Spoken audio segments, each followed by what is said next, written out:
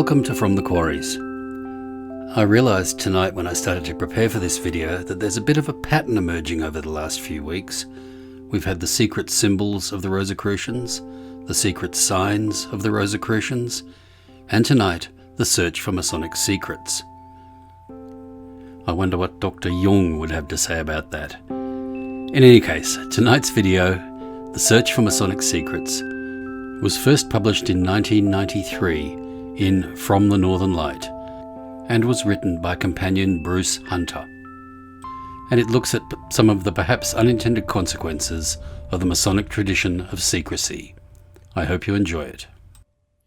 Good evening, and welcome to tonight's presentation, From the Quarries, an archive of Masonic lore.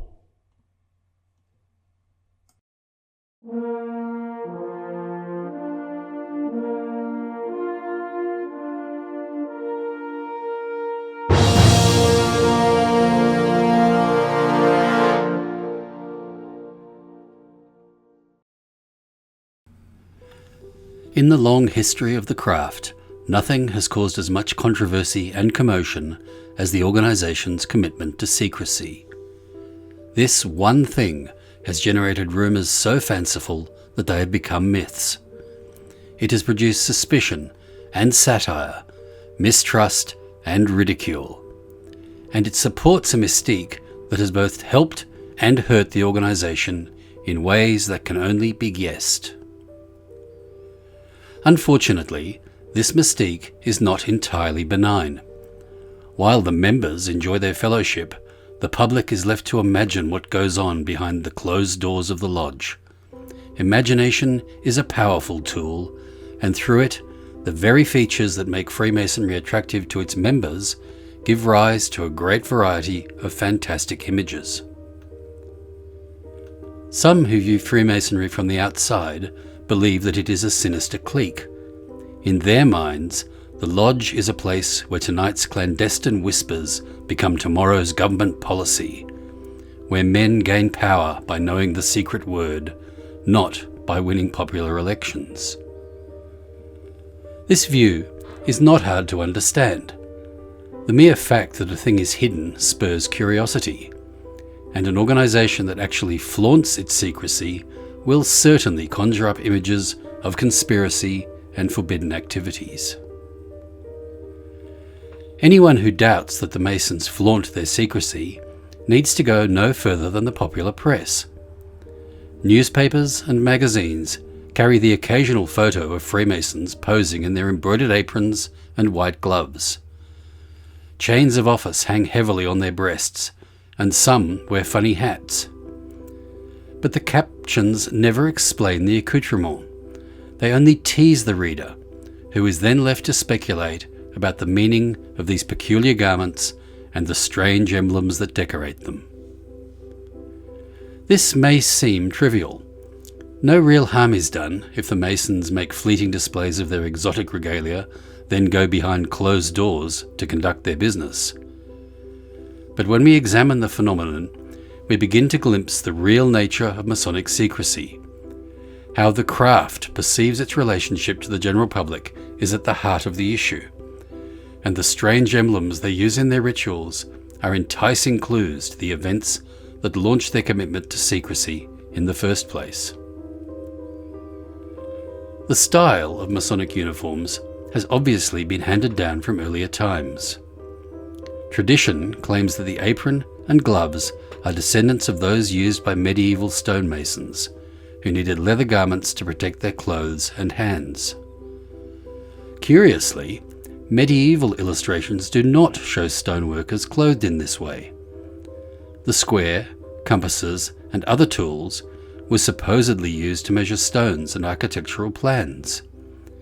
And such implements as the trowel and mallet helped shape and assemble the masonry. But again, history does not place all of these tools in the hands of the craftsmen from whom the modern Masons say they evolved. In addition, the claim that stonemasons became Freemasons doesn't account for the chains of office and other emblems of which the modern craft is so fond. Nor does it explain how the everyday gear of labourers came to be transformed into elaborate uniforms of fine leather and silk and gold braid. The pomp of today's Masonic regalia and ceremonies is more characteristic of the Renaissance than the Middle Ages. They are more the stuff of government processions and military ceremonies than that of the old craft guilds. Most Freemasons have only a vague notion of how such an odd collection of antiques came to be adopted by their organisation. In fact, most know very little about the history of their fraternity. They accept its emblems as symbols of the moral values they are expected to uphold. But precisely when and how these things came to be associated with the fraternity is a mystery to them. Moreover, the members of the craft pay little attention to the quaint appearance of their regalia. Since the new member leaves his initiation believing that he understands the meaning of the craft's symbols and the traditions to which they refer, he doesn't think to question them.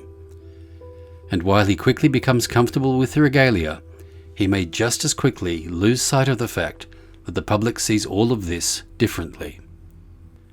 The emblems become a focal point for the non-members' belief that Masons are privy to knowledge, and perhaps clandestine dealings to which the rest of the world has no access. This kind of perception is bound to manifest itself in tangible ways, and it has. Over the years, criticism of Freemasonry has become something of a cottage industry. Dedicated critics travel far and wide, often at their own expense, to deliver their anti-Masonic message. They appear on television. They write letters to editors, articles and books, all directed to an audience that often seems fascinated by the lurid accounts that are the stock in trade of the anti-Mason. What do the Masons think of all this commotion? As might be expected, it has not gone unnoticed. But this is an internal debate. The Masons don't publicize their concern. The non-Mason, hearing no reply, mistakes silence for indifference. Nevertheless, the debate is real and conscientious. On one side is the argument that secrecy accomplishes nothing of importance. Its proponents question the need for keeping anything confidential and suggest ways the organisation can open itself to public view. Other Masons argue that secrecy is an integral part of the craft. They believe that doing away with it would only do harm. The secrets of Freemasonry, so they say, are symbolic elements intimately involved with Masonic teachings. Changing them would alter the basic nature of the organisation. These men value the traditions represented by an elaborate system of symbols and ceremonies. Secure in their belief that their fraternity harbours nothing sinister, they see no advantage to fixing what they insist isn't broken. Part of the mystique, of course, has no substance at all. It arises from confusing a lack of information with an overt attempt to conceal it. Many people know so little about Freemasonry simply because they don't know where to look.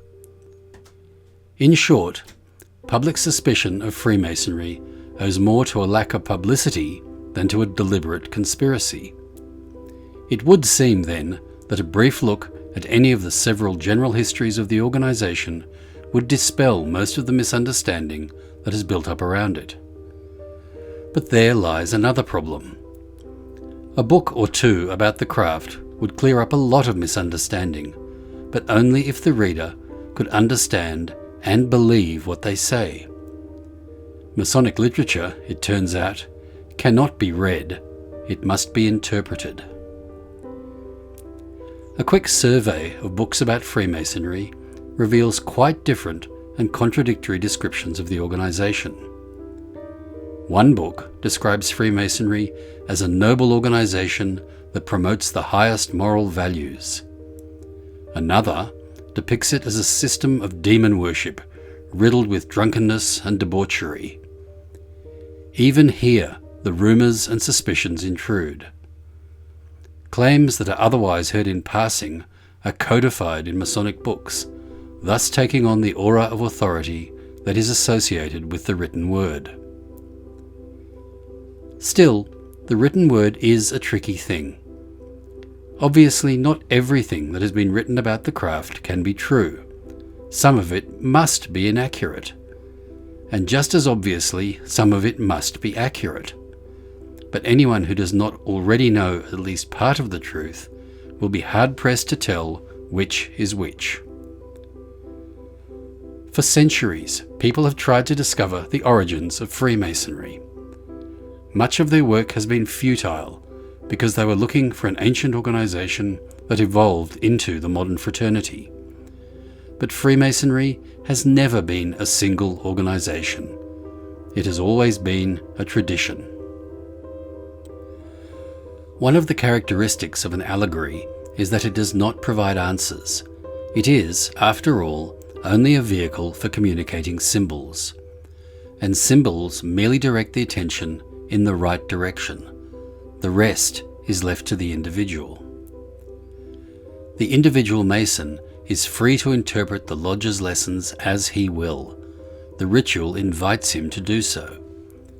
Once he has been shown the craft's legends and given its secrets, he may conclude that the lessons are intended either to separate or to unite, that the fraternity's passwords and secret signs are designed to exclude the enemy or to welcome the friend.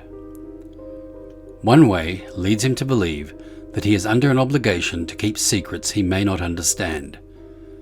It gives him a preoccupation with the critics of his organization, and it makes him lose sight of the very lessons to which he should be paying the greatest attention.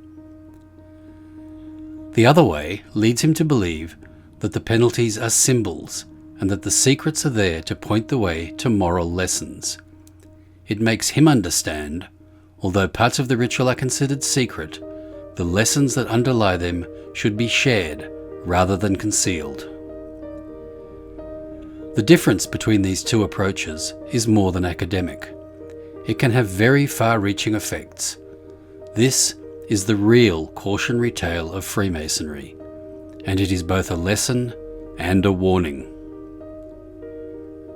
Modern Freemasons hold the spirit and reputation of their fraternity in their hands. They will act the part of Hiram or the part of the ruffians, depending on the way they interpret the legend of the ritual. Both the preoccupation some Masons have with secrecy and the obsessive attacks of its critics are based on a common point of view. That point of view binds the Mason and his critic together in a bond that is stronger than the Masonic bond of fellowship. It promotes intolerance and exclusiveness, and it contradicts the benevolent spirit Masonry has taught since its beginnings. Unfortunately, too many people who deal with modern Freemasonry, members and critics alike, go no further than the form. They are satisfied with what they find on the surface and fail to see the meaning that underlies it all. Thus, a system that was carefully constructed to bring people together is too often used to keep them apart. Telling a man something, anything, then warning him that it is a secret, is the best way to separate him from the people around him. It forces him to choose between hiding his knowledge from others and betraying those who gave it to him. In the end, it is probably better to understand a thing than to be mystified by it.